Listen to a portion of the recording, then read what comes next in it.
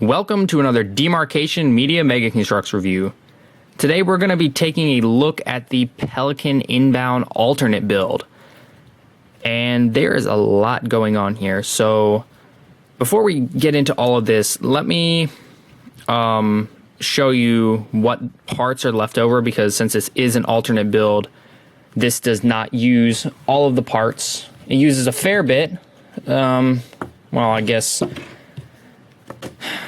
saying a fair bit is a little generous. So here's the extras. Oh wait, here's the, oh wait, there's one more. Oh, and the cockpit. Yeah. So this alternate build does not come anywhere close to using all the parts. There is so much left over, it's not even funny.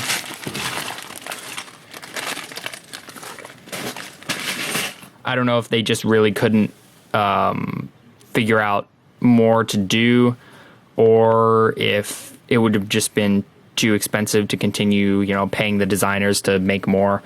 But, it is what it is. This build that we get is actually pretty impressive. So let's go ahead and start with some of these smaller ones, because there's kind of a lot of small builds. Our first build is this little generator, or maybe it's the slip space drive that Brohammer was talking about. Either way, it's a power source for something. We've got this little red button here, a little lever, some vents. The shaping of this is nice, kind of plain around the back, but it's a good support piece. Nothing crazy special about it, but I think it's pretty good. It's a nice add-on. Our next two builds is a little armor diagnostics station. Looks like maybe for Brohammer to run some fixes on Chief. This one's really small and simple. It's just like a little computer box. But that's nice. I think that's cool. Again, there's so many extra parts, might as well use some of them. And then the other one is this little weapons palette here. And let's see, let me grab some weapons. So you can slot stuff in like so. We've got some clips here. We can angle them around a little. Let's see, what else? Fill it up as much as we can. So you can do something like that. Oh yeah, we'll bring in one of these little bootleg magnums too. Yeah, that's a good little add-on, I think. There's nothing crazy special about it, but it's pretty nice. And if you want to combine, this is not in the instructions at all, but if you don't like the fact that Chief's armor diagnostic computer just sits on the ground, all you have to do is this. Ta-da, there we go. It goes from a weapons crate to a computer station. Next, we have a Unsc Barrier, and I really personally like this build a lot. I think barriers are really useful for battle setups, and the Unsc branding on it looks really cool. It's got a bit of an angle to it. Stands up well. There's no falling over. Like, the most annoying thing you can have is a barrier that just wants to fall over all the time, and this one definitely does not do that. And there's plenty of space for figures to hide behind it.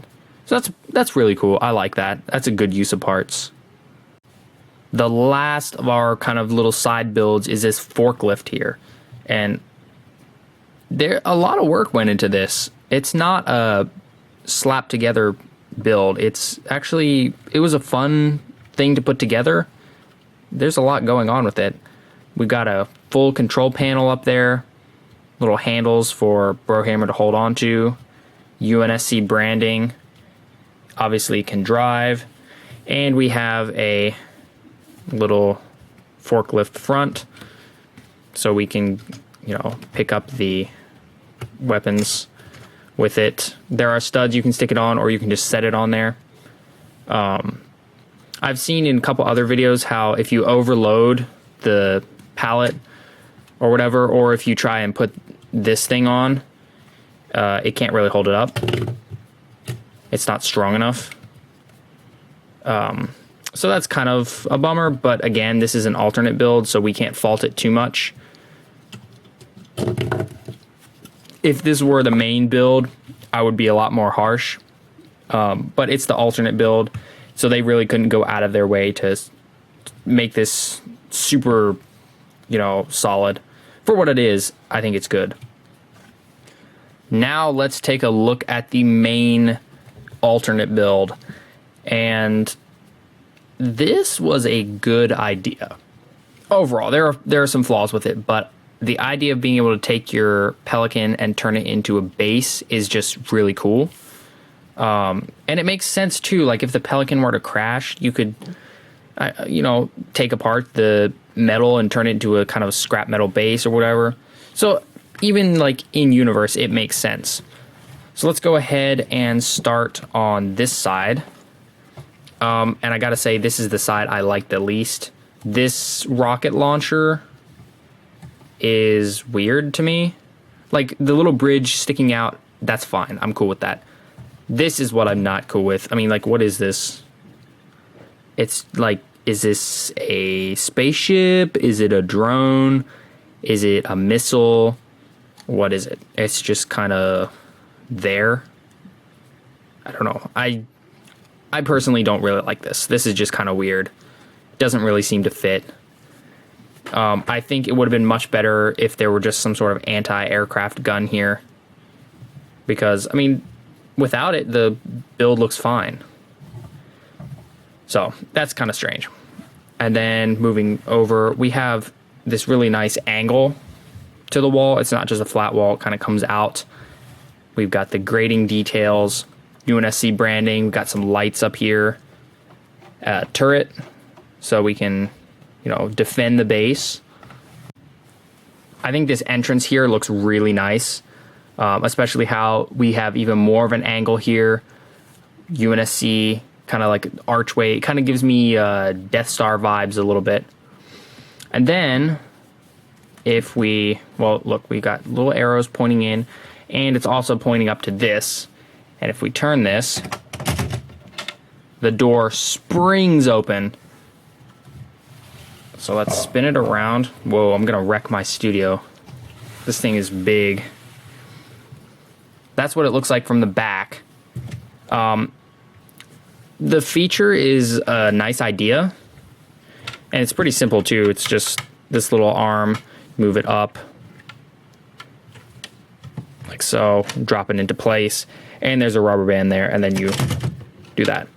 What I don't like about this is it really makes me think that if you leave it, this rubber band might snap, and that would really be a bummer. So I just leave it off. I just put it with the bag of extras because it works without it. You can just swing the door shut and you've got a lock. Swing it open. I think the rubber band idea was a good one, but not really sustainable. Moving up above the door, we have this little radar thing up here. I guess it's a communications dish. And it's just on a ball joint. It's built up pretty well. Got some nice detail on it. And you can rotate it up top, or you can just plug it in here and rotate it like this. But because it's on a ball joint, we can also have it do that. I don't know if that was purposeful, so you can do like battle damage or what.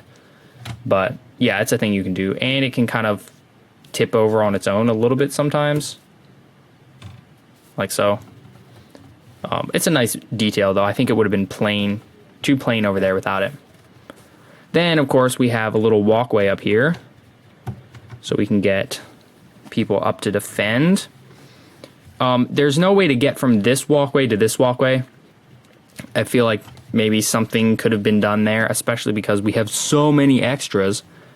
But because they had this little feature, it took away our walkway, which I would have much preferred to have no spring-loaded door and have a little walkway there. But there's so many extras, I can do that myself. Studs on the back, that's pretty cool. I like that. And we use all of these amazing grate pieces. I love these pieces so much. It adds a ton of detail. All you have to do is put those on there.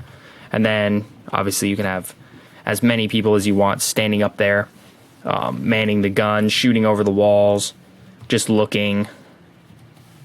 Walkway goes all the way over to here, and we kind of have a banister, obviously the weird missile thing, and we also have a walkway here and stairs down. Now that really surprised me, because I've built with Lego for so long, and typically Lego is kind of lax on stuff like that, where it'll just be like, oh, hey, there's a second floor, and you just kind of imagine your character goes from here to here and no stairs. But we actually get stairs here, and I really like that. We've even got a little gap here to make it look like a girder. Mega did good there. And then we just have a little kind of, I don't know, what do you want to call this? This is the inside of the base. There's not much to it, but we have some computer screens on the wall, some other controls, a little stud there for no reason apparently, and you can pose figures down inside. So that's pretty cool. Nice shaping here. It's not just a straight wall. Just, you know, just something to make it more interesting. So let's go ahead and man our base here.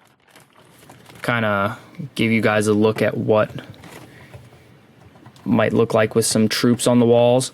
Now, since there is no studs, it does make posing a little difficult sometimes because you just have to balance them. So just keep that in mind. You know, there's plenty of space to fit troops up here.